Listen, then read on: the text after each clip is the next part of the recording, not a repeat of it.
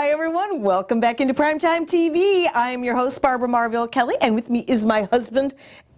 Who is my husband? Mr. Dennis Kelly, Master Dennis Kelly. Never know what's going to come out of her mouth Champion of the universe. That sounded like something my grandson would say, right? Yeah. Well, he's got a good influence with you. I know. We are dressed like the bluebirds for happiness. Oy vey. Right? We're excited about our show once again. In case you haven't noticed, we're just full of vim and vigor. I could have said something else, but you know, this is live television globally, and we are here to share a lot of really cool things. You know, we talk about ageless living, and oh my goodness, there's so much to talk about. Even in 1 hour, that's not going to be enough. That's right. At least for me and you, right? That's right. So, okay, so the last time we were talking about a new product that we began, let's see, we did the show on Monday, and we started this product like 3 days before, Friday, Saturday, Sunday, Monday, right? Right. And it's now been over a week. It was a week Friday, and a week and what, 3 days. And we're going to talk a little bit about it today, but one of the things that I really wanted to kind of set the show up with you was so many different things that people ask us how we do what we do at our ages. We're always positive, we're always happy, we're still in love, we're still married, and all that kind of good stuff, right? Right. So what would you say? Well, would I what? What would you say? What would your answer be if somebody asked you right now, right here, came on the show and said, how do you do what you do? You're 81, no, going to be 81 in March, right? You have all this energy, and you're starting your machine gun kicks again, right? And you're working up to those again. We'll be posting those. But, you know, age is just a number, right? Yeah, well, the reason I want to get old so I don't have any more peer pressure. Is that what it is? What kind of peer pressure would you have? Other people in my age. Oh, my, I don't think so. That was a joke. That is not even a funny joke, because there is none. She never laughs at my jokes. I don't either. So what if somebody did ask you today? We got a call. Excuse me. You need some water? No, I'm fine. He's not fine. You want some water? No. Excuse me. Just when you start talking, I got water here. So drink up. And that's all that's You sure in that's water? That's all that's in it. You nut. So back to the question, because for the last couple of days they've been on Facebook, they've been asking, how have you aged? So it really kind of comes back to that. And we don't ever think of aging. We just do our thing, and we don't look at our ages to hold us back from things, right? That's right. Well, actually, Deepak Chopra said that age is a premature cognitive commitment. And I don't feel like I want to commit to anybody to die. I get that. So that I'm not following that saying. So I have my own game. Well, you've said that before in seminars and workshops and probably even on the show here, but people see other people, if I'm defining this right, but people see other people grow old and begin to grow old at a certain age. That's right. So they think they need to start growing old. Well, they play the same game. Yeah. The key, I think, is think young, be young. You're never too old to get younger. Stay young mentally, physically, and emotionally. Well, how do you do that?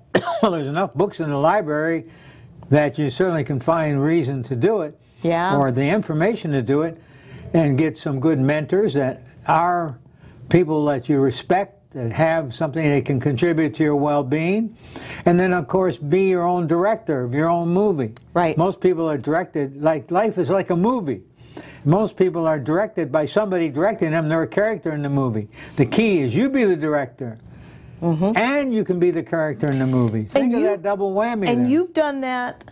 I've been doing it since I met you. Are you sure you're okay? Do I have to go solo? Okay. You know I can go solo if I have to. No, I don't need to have that. Okay. Well, shape up. Drink some more water. No, that's fine. Okay. So getting back to that whole thing is we never think like that. And we see other people growing old, but we just have a different mindset. We have a different consciousness level. And I think that has so much to do with it.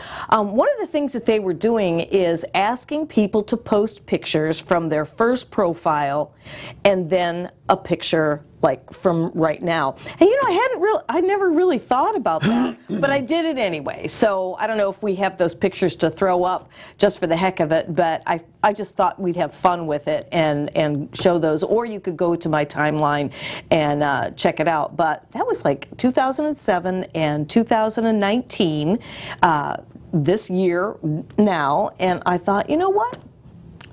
I feel the same as I did back in 2007. Can you say the same thing? Oh, yeah. I mean, if I closed my eyes, I couldn't tell you how old I was. There we go.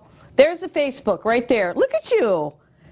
See that? You're still a hunk of burning love, right? If you say so, dear, I won't accept that.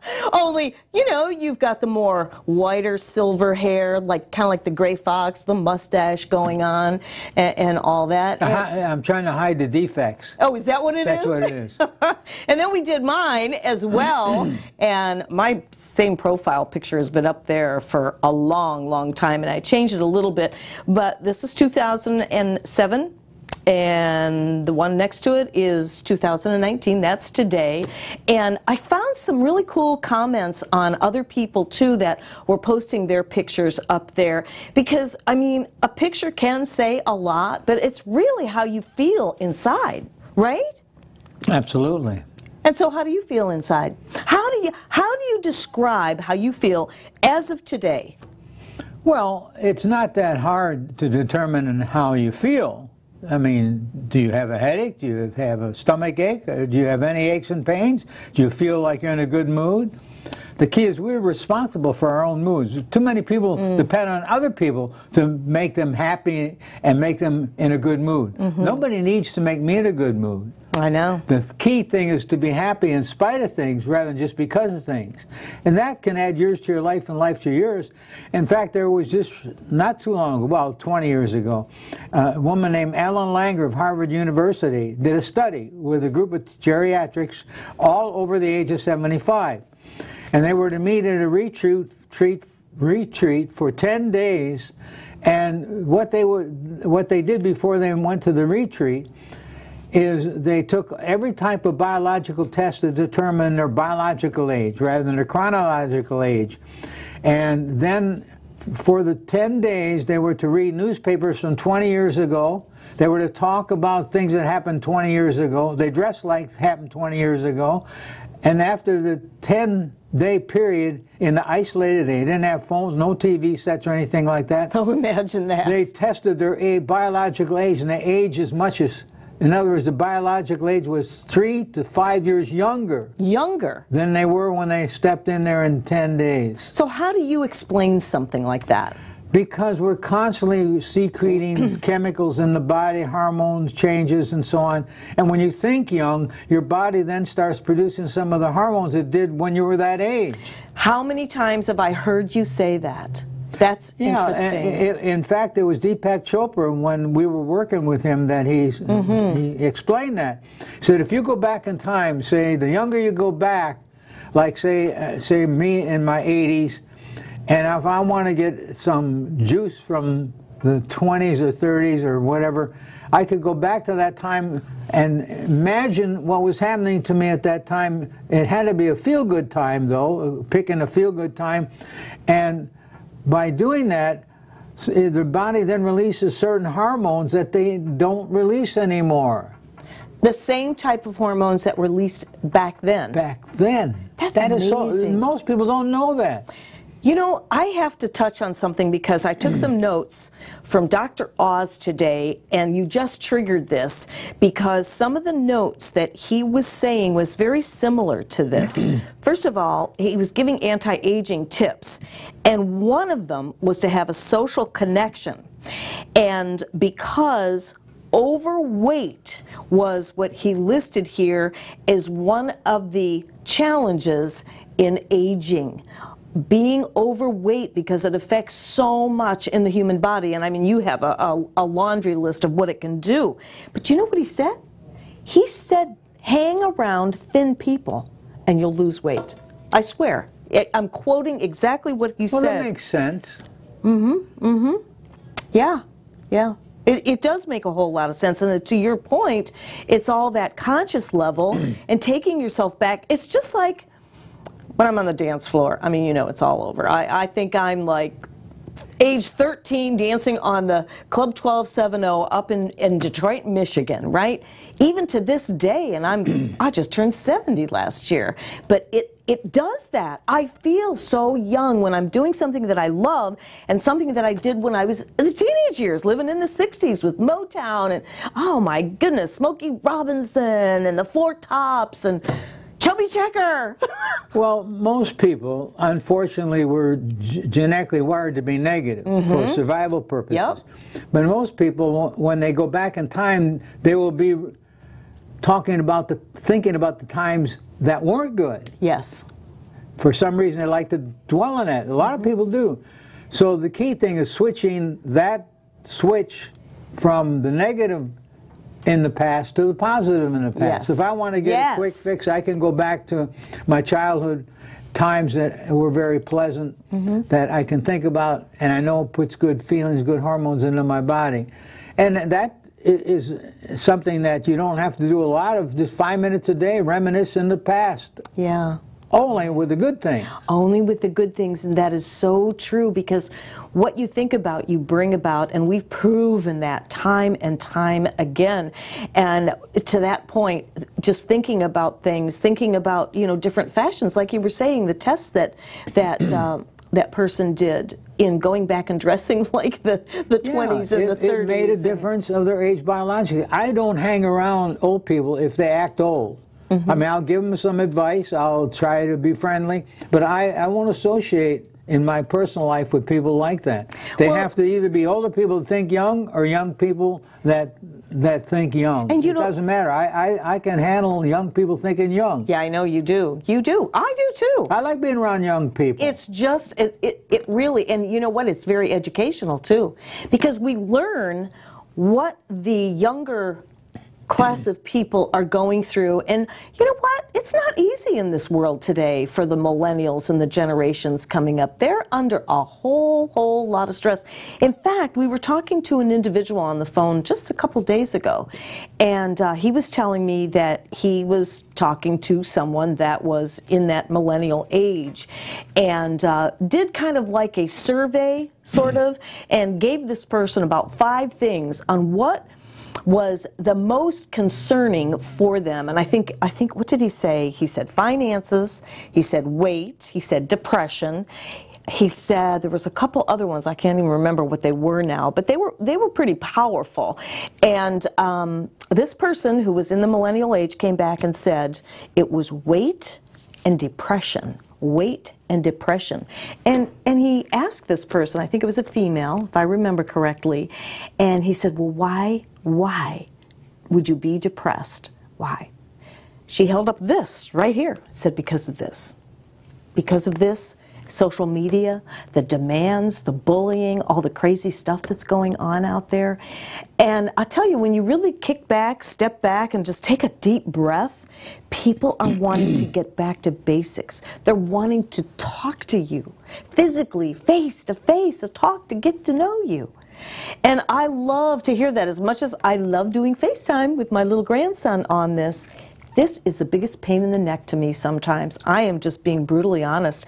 And I get messengers all the time. There's more time wasted and spent on this. Of course, I will take full responsibility, not being all that techie. That's another reason why it gets on my nerves. But I just want to get back to basics and just live my life in some ways in the past. Is there something wrong with that? No, not anything. I mean, you know, nobody else can tell you what to do. We set our own standards. If we're smart, we don't try to copy somebody else. We become ourselves, not trying to be somebody else's self, because they got their self. You don't need to have their self. No, that's an interesting thing. Talking about aging, the honeybee has a remarkable thing that's a transition in their life. The honeybee has what they call the worker bees. The younger bees, they take care of the queen. Then there's the forager bee that goes out to get the nectar from the flowers to come back and make the honey. Well, the younger bees, when they don't need any more younger bees, when they need more forager bees, then the young bees, if they don't have enough, will age quicker. So they become forager bees. Now, if the opposite happens, if they have more forager bees and don't have enough worker bees, the younger bees, then the forager bees will go back in time and get younger to help with the worker bees. That's crazy. So the forager bee can actually reverse the aging process.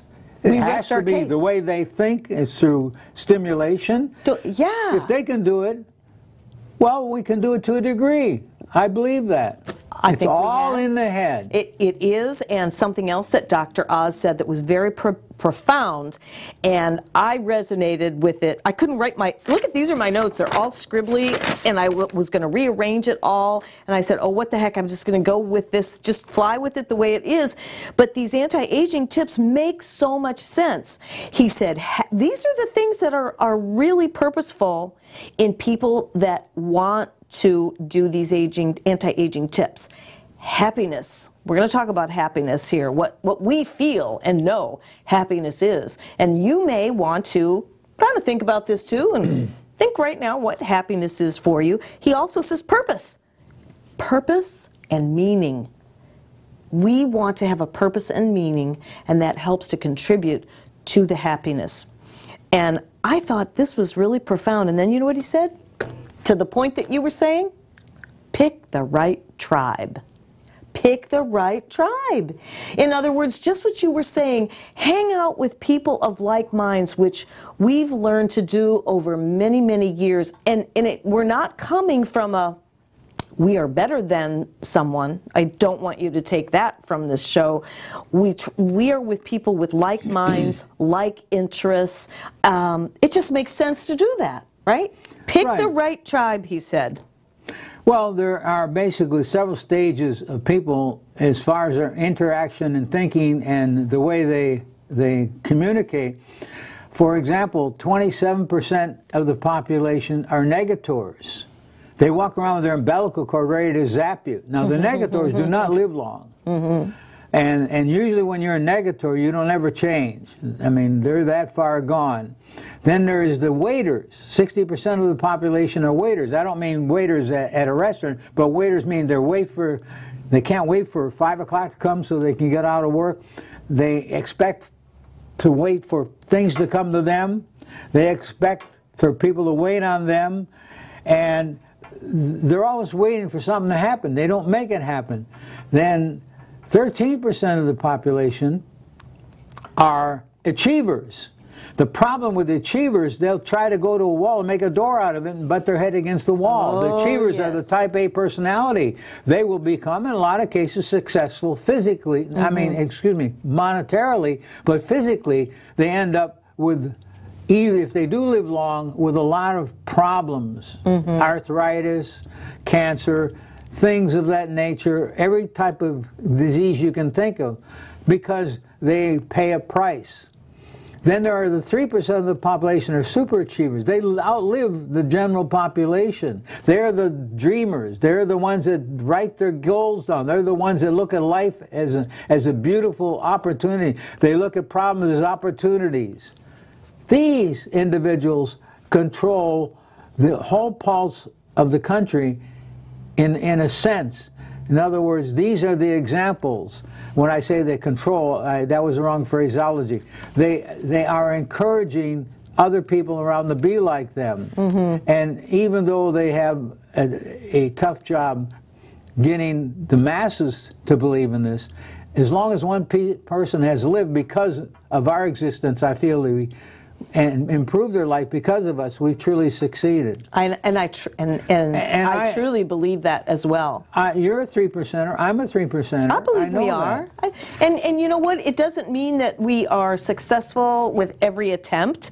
And I don't like to use the word failure, but for a lack of any other explanation, if you fail at something, it just becomes a stepping stone for when you get it right. When you fail, that just means you stop trying. If you're swimming and you don't swim anymore, you'll drown. And there was something else I want to mention. off the top of my head here while I'm on that subject. Anyway, it'll come to me. Okay. Okay. Well, you know, we're kind of on a roll with all this thing because, you know, it is the new year. A lot of people are making changes. One thing we do not do is we do not make New Year's resolutions. We have our goals set. We reestablish our goals. Maybe if we need to adjust our sales, if something isn't going in the direction that we want, we adjust the sales. Do you know why that is? Why?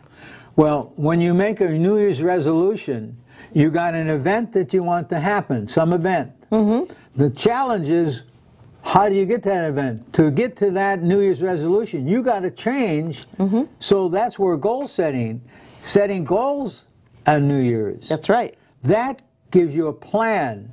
That gives you something you can focus on. That gives you something that excites you.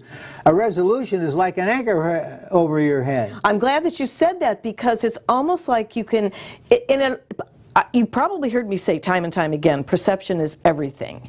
And you could say, well, if you do a New Year's resolution, it's setting you up for success, or you can say it's setting up for failure. A high percentage fail. Thank you. Why is that? The percentage of people that achieve when they set a goal, that plan out their goal, a very small percentage fail. Why? Why? Why? Because when you set a goal, then Dennis Waitley said it quite eloquently, 18 to 20 billion brain cells become activated. Those brain cells have one purpose, and one purpose only, is to make that goal. So you attract things out there in Walla Walla land, so to speak, because we don't know where it comes from for sure. But all these things come to help you with the goal. If you get emotional about the goal, have a purpose, and have a plan, short range, medium range, and long range plan. And you don't have to dwell on it every day. 5 to 10 minutes a day, just seeing the goal is already made. Mm-hmm. See, what you're doing when you set a goal, how you draw that, the powers to be to that goal, what you're doing is you're seeing that happen. You're going to that, you place yourself as the goal already happened. When you set a resolution, you're not looking at the resolutions as happening. No. That's a place you want to go to, but you don't have a plan. You have to do the map. That's set the goal. You have to do the map. Then those forces that people feel you're strange when you talk about it. But if you don't really believe what I'm saying, get the book The Secret. They'll tell you a lot about it. It goes into quantum physics and explains this. I'd bore you to death if I went into explaining this, and I probably wouldn't do it justice, because there's so much intricacy in it. But the key thing is it can be made simple. If you just realize what you see, you get. What you talk about, what you bring about, you become. That's right. That is so if you set a goal, you've got to change. If I set a goal to do something in 6 months or a year or whatever, and I don't make any changes, I'm still going to be setting that same goal to 2, 3, 4, 5 years from now. Mm-hmm. The key thing is you set a goal, then you've got to change to reach that goal. Okay, so while we're talking about goals, because this is just open mic, open conversation, give our viewers an idea. I mean, it's still the beginning of the year. Maybe you haven't thought of a New Year's resolution. Maybe you haven't thought of setting some goals, but you think you might know where you want to go. And if not, we can help you with that as well. But let's talk about goals. Let's talk about, for our viewers that have a goal, but they don't know where to start as far as goal setting. Where do we start with goal setting? Well, people get hung up on the how to make the goal, on the how. How do I make the goal? They don't get hung up on seeing the goal, picturing the goal. The how will come. Sometimes people don't make goals and don't set goals because they get into the how and it becomes too complicated for them. So if you bypass the get into the how and go into already achieving that goal, what it feels like to achieve that goal, then the chances are a lot greater you're going to achieve that goal. There was an interesting study done by Harvard and Yale University. It almost came about the same results. The graduating class of Harvard some 20-some years ago wrote down, only 3% of the class wrote the goals on, in other words, they wrote out the goals. They wrote the plan of the goals, they wrote the goals out. The other 97% did not. have written goals. At the end of 20 years, the group that set the goals, the 3%, had accumulated more wealth than the 97% of the Harvard graduates all put together. That's amazing. And that's the proof right there. That's the facts. That's yes. proof. Yes. And Yale did the same research and got about the same results. Right. So there's no argument there. Right. If somebody argues that, they're just trying to get out of setting goals. It takes time. I remember now what I wanted to say. Oh, good. To be successful, now there's no such a thing as a perfect world, but if you want to be successful, if you want your child to be successful or your partner to be successful, readers become leaders. You cannot become a leader unless you're a reader. Our home has got as many books as you can get in the average library. And now I'm not bragging, I'm just saying that the key thing is to really, every time you read a book, you have a different leader that you can think from and feel from. And they become, in a sense, a mentor, a silent mentor. So the more books you can read, and I didn't always enjoy reading, but then when I realized, well, what happened when I got in the dance business? The owner of the dance studio, when I wanted to become a ballroom dance teacher, making a quick story shorter, is that I was in construction, I was a rough bumpkin, so to speak. She saw something in me I didn't see, but she said, if you want to be a dance teacher in my school, I want you to read a book. Every other week, read a book. And I want you to tell me what you read, and I want you to give me an idea what you read. So for 2 years, I was reading every single book I could get my hands on. And to me, that was what it enabled me to live a nice lifestyle later on. Sure, we all have our trials and tribulations, and I built several, what I call empires, and went broke. But you know what, every time I did that, I gained some knowledge. If I hadn't been the reader, I wouldn't have ever had the thrill of building that, and I wouldn't have had the sense to be able to repeat it if I needed to. And so basically, you studied many leaders that became very successful. I became eclectic? I became an eclectic of the eclectics. Yeah. Yeah, I went to the people that did the reading. Otherwise, I'd have to be 400 years old to have this kind of knowledge. That is so true. That is so true. And he's right. We have a whole library full of books and full of people that we respect and have really learned from. And we like to translate a lot of what we've learned through this show and actually save you from reading a lot of those books. And of course, you've come up with some of your own concepts, especially with the trineurogenics, with the mind, body, spirit. And that was, you know, a phrase that you coined, well, actually, when you were writing your book, The 6 Steps to the Fountain of Youth, when I first met you, when I came to the gym. And I thought, on my first date with my husband, I thought he was like a professor at a college, because there was just so much knowledge rolling off of his tongue, and that comes from reading, right? Well, I quit school in my junior year to provide for a family. So I'm what you would call a high school dropout. Somebody had to quit high school to provide jobs for college graduates. But look what you've accomplished. Look what you've accomplished. You know, I don't use it as a braggadocio thing. I just use it as a thing to influence younger people, it's older inspiration. people. Yes. Your brain needs food. Yes, and speaking of the brain, Heart Math Institute posted on Facebook today that even older people can grow new brain cells. Yes. How about that? That's a recent discovery. Information. Yes. In the hippocampus especially. Is that what it is? Yeah. Can you explain a little bit about that? That is short-term memory. The hippocampus, until just recently, they said that when the cells died, there would be no rejuvenation. Unfortunately for them that believe that, they missed out on a wonderful thing, because the brain can't produce new cells if that's what you choose, if you believe that. The key thing is, as Deepak Chopra said, it's having belief. Belief is power. You can believe the wrong thing and sometimes get wrong results, but that's the power that can work both ways. It all comes right down to Do the you have belief. good dreams for power? Do you have bad dreams? The bad will track the bad. We vibrate at a certain frequency. From 1 to 10, say just as a superficial gauge, from 1 to 10, positive frequency, positive, then there's 1 to 10 negative frequency.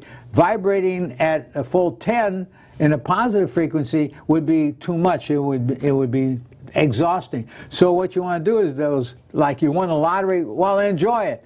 Then you get back to the basics, vibrating at a 5 or 6 level out of the 10.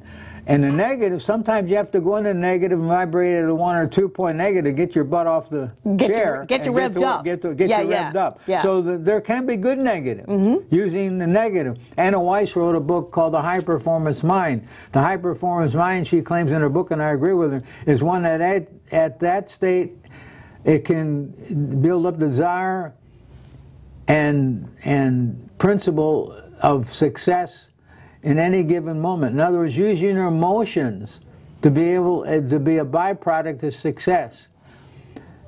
And to me, that I didn't explain it quite. I paraphrased it, but I think you can get the idea what I'm talking about.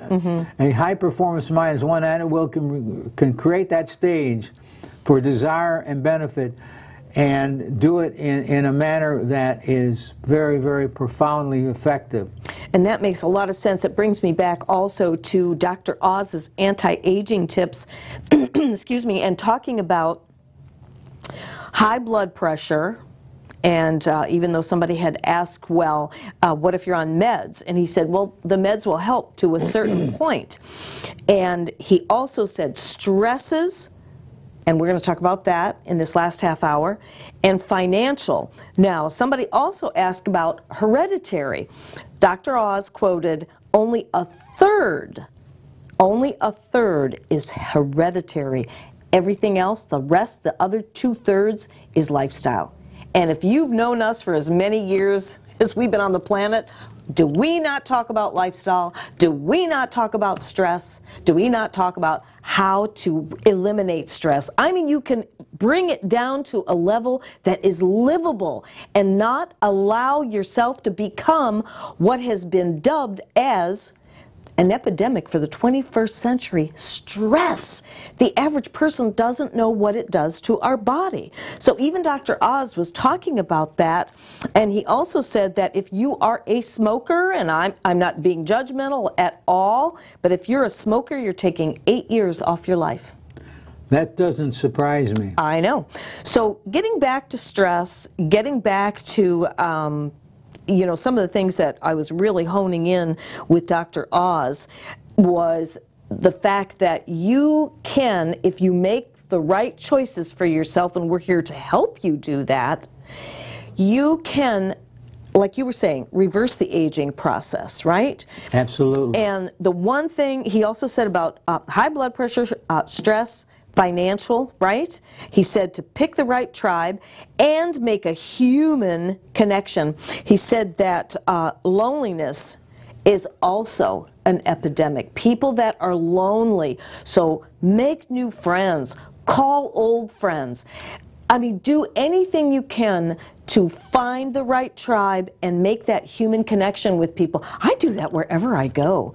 I thought maybe I was a little bit insane or whatever. I'll talk to strangers. I mean, I do that all the time because especially if they look like they could use a little smile or something, it's nice to make conversation. Makes me feel good, makes them feel good, right?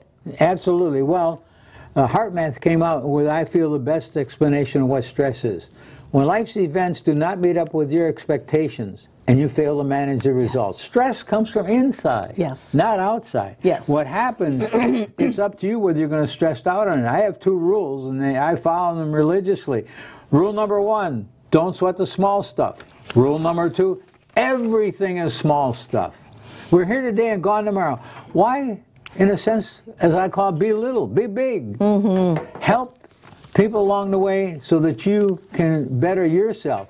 If you feel down in the dumps, help somebody else that's down in the dumps, and you won't be down in the dumps anymore. That works a lot better than people think. You know, it does. Don't dwell there. You give them the advice, pat them on the shoulder, and leave it to them. And something that you always talk about as well is keep whatever your aggravations are to under 2 minutes.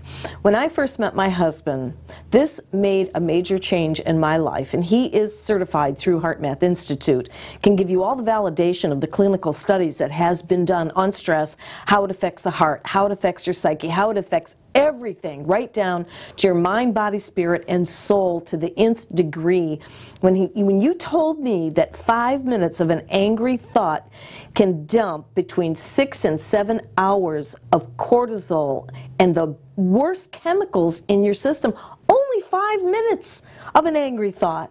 I mean, there's been times where people have had hours and hours and hours of those thoughts. What is that doing to our bodies? Well, the worst thing is that it lowers your IgA level, your first line immune defense of the body. A negative thought held for 5 minutes or more will lower your IgA level from 6 to 8 hours. That's very profound. Most people don't know that. There's a lot of people going around with angry thoughts all the time. That's right. Can you imagine what their biological makeup is? They suffer a lot from different things, overweight, over this, over that. Right. They spend more time at the pharmaceutical counter than they do in the restaurant. That's right. That's right. And I totally understand that, having been blessed to live on this planet for the last 70 plus years. I have learned so much from you. I've learned so much from my own research and putting it into place. And when we talk about stress, we're very, very passionate about it. And that's one of the reasons why we're here doing our shows. We were talking about goal setting. I know I'm jumping around, but I know you can follow me. We were talking about goal setting. How many of you are out there, you don't know what you want to do next? Do you know what your passion is? We are in our passion right here.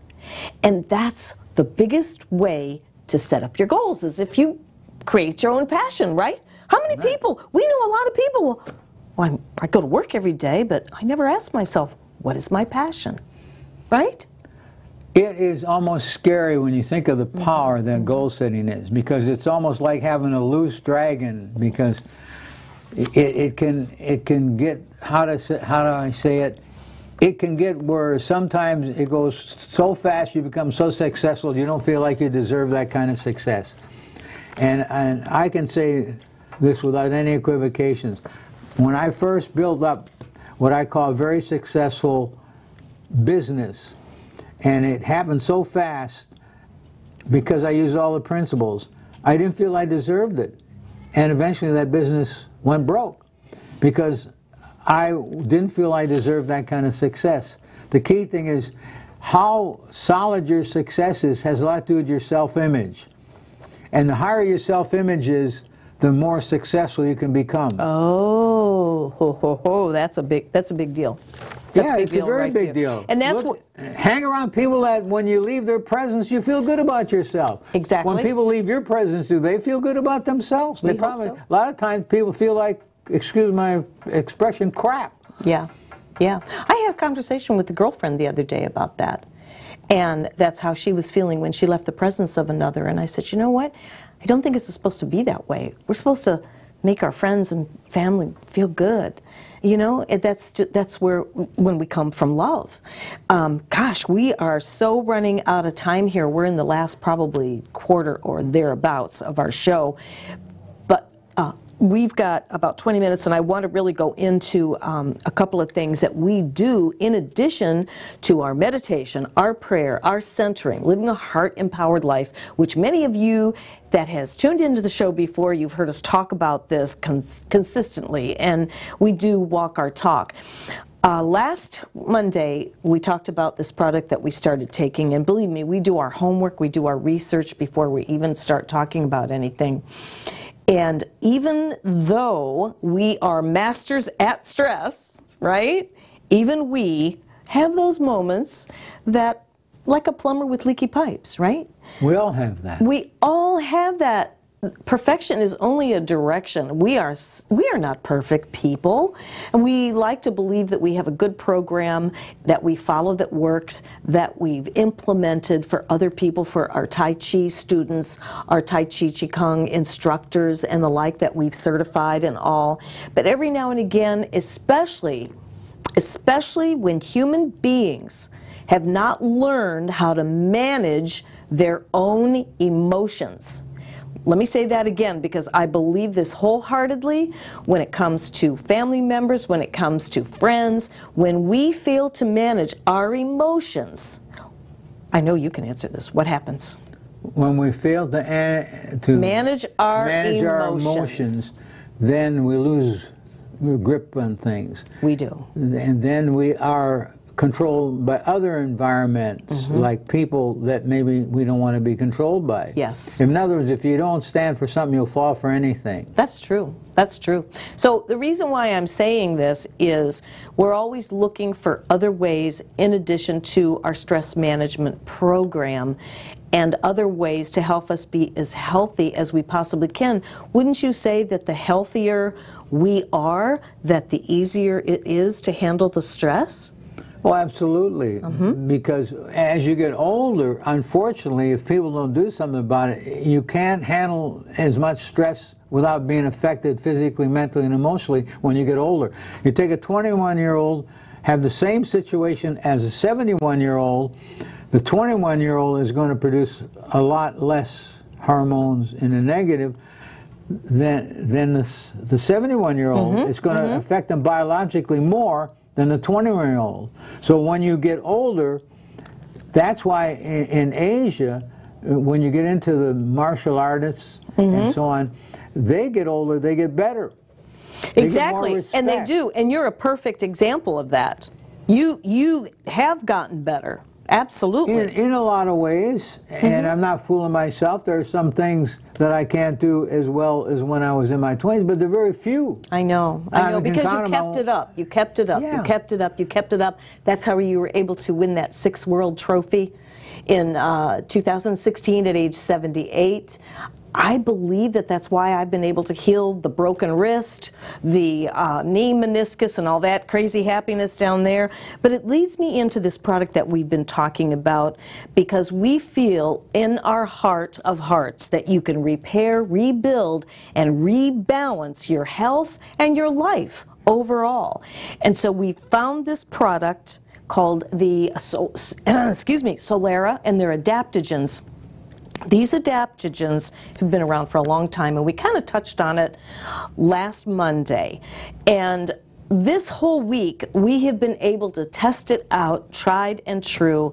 And honestly, I just cannot even believe how it just, when you have the knowledge, you do the research, you work with the right people, you get your validation, you get your clinical studies, your research, and the history that goes back many, many, many years, and the amount of money that has gone into the research, and then you try something that is everything that it was told to you. To me, that's integrity, that's credibility, and it's result-oriented. For me, I have to say that it's helped me balance cortisol, because sitting like I did, as you know, while I was barking orders about, can I have something to eat, can I have this, can I have that? You did very well, my dear, I have to admit. But I mean, when I went down on the dance floor the end of last August, let me tell you something, my stress levels, even though we are stress masters, it really put me to the test. I passed, but I had those little dips, those little moments. We all do, right? So we've been taking this product now for just a little over a week, and I feel more of an even keel, and the best way that you've explained it is it helps to balance the cortisol levels, all natural. And I mean, there's such a whole, I have this whole loose leaf because I'm old-fashioned and I like to read like this and study it, and you can get 2 different products. You can get it with or without the cannabis oil, the CBD oil. And we're taking it with the CBD oil, and I mean, I just can't say enough about it. I'm finding even more clarity. I thought I was pretty clear. My memory, my focus, my concentration. I have this awareness around me where I know what everybody's doing now a little bit even more, and I'm able to write more for my books and my coaching program, and everything is just falling into sync. Now, I want you to share what you've been feeling too, including you started doing your machine gun kicks again. Yeah, well, you know, I'm a hard person to convince about a new product. I've taken so many things in the past, tried so many things, some good, some not so good, some stuff that made me sick. And over the period of the years, I've gathered enough knowledge to be able to take products that do make a difference than the average person. However, I have never, that I can remember, and believe me, I would remember that, have taken anything that was so quick to change and raise me to a higher level of awareness. The awareness, my workout at the gym improved. I mean, I'm not getting into details. I'm just covering the macromatics of it. The micromatics would take me a long time to explain everything that has changed in my body in the last few days. That's true. It's true. We're noticing it on, and we're not making any claims to cure or diagnose or anything like that. We're just talking from our hearts, sharing what's really worked for us. But if you're unfamiliar with adaptogens, just a brief little history, because we're going to give you a web link that you can go to and you will have a field day, I promise you. I don't make many promises, but the ones that I do, I keep. So I promise you're going to have a field day with all the information. But the researchers have found that adaptogenic herbs can support the healthy function of bodily system and protect the body from biological, chemical, environmental, and psychological stressors. That names everything. Everything. The world, our environment, people, difficult people, right? Absolutely. And all those kinds of stressors. I mean, it also affects the central nervous system. They enhance intellectual performance. Well, that's where focus and concentration come in. Alertness. We need to be very alert when we're driving and not doing this. Right? We need to be very alert when we're driving. I don't even want to know what the percentage of accidents are with people texting and talking. Concentration, learning, and memory. What about the immune system? You and I both know that by protecting our immune system ever since we've been together, it has helped us fight off the flu. We do not get flu shots, right? Very rarely do we even get a cold. Every once in a while, and yeah, I've been down with a bad cold, but not as often as the average person. So it also helps with this immune system to increase the production of T cells, which fight bacteria, viruses, and cancer. That sentence right there alone is really what got my interest too, because we're always looking for the Holy Grail, the fountain of youth. Oh, wait a minute.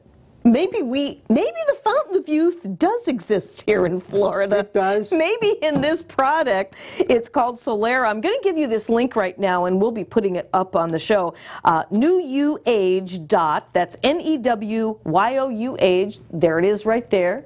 Newugan.com. When you go to this link, just sit back with your favorite beverage, read what's on there. You'll be as impressed as my husband and I were. And we couldn't wait for the launch of this product and just starting it. 50 years of scientific research, 3,000 clinical trials, 1,200 scientists, millions of dollars invested in order to test this product out. And it actually tastes good. Yeah, that was the thing that surprised me. Yeah. So you were talking earlier, and I know this is probably our biggest topic, is the effects of stress from cortisol. And at one time, people thought, oh, cortisol is really bad for you. Oh, yeah, you shouldn't have any cortisol. I've called it the death hormone. You have. We've passed out information on it. So the studies now are balance. That's the key, to balance it with your DHEA. Right? Yeah. Dihydroepiandrosterone sulfate, the main hormone of the immune system, actually uses the same glands to produce cortisol as it does DHEA. So there has to be a balance. So cortisol, if you didn't have any cortisol, you would have no energy, you would have no immune system. Cortisol needs to be balanced with our hormones that are with our nervous system. Sure. And when they are balanced, good things happen in the body. The cortisol can't be too low, it shouldn't be too high. Well, how do you balance it?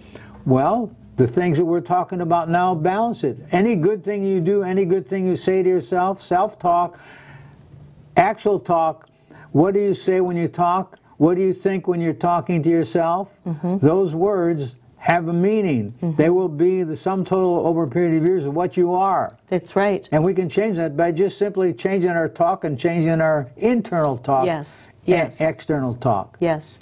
And you know, we really do love to be able to share this information with you.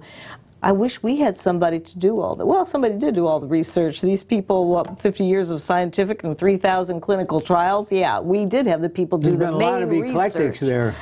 Absolutely, and so now we're putting it into play and taking it, and we're just busting at the seams to share it with you. So, like I say, go to that website, get some information on it. Feel free to contact myself or my husband. We'll be happy to have a little consult with you. Again, we're not making any claims to cure or diagnose any disease whatsoever. We never do that. We're speaking really for ourselves. But the biggest thing is the stress response. They regulate the release of stress hormones and enhance the flexibility of the stress response system. What about energy and sleep? Boosting the energy on the cellular level and help regulate that cortisol production, which directly affects sleep quality. And we have been sleeping like a log, even when you snore. Oh boy, I never hear the end of that one. It's true. It's true. I've been sleeping better. In fact, we usually take melatonin. I usually take 2-3 milligrams, and we ran out. And for 2 or 3 nights, I was sleeping like a baby.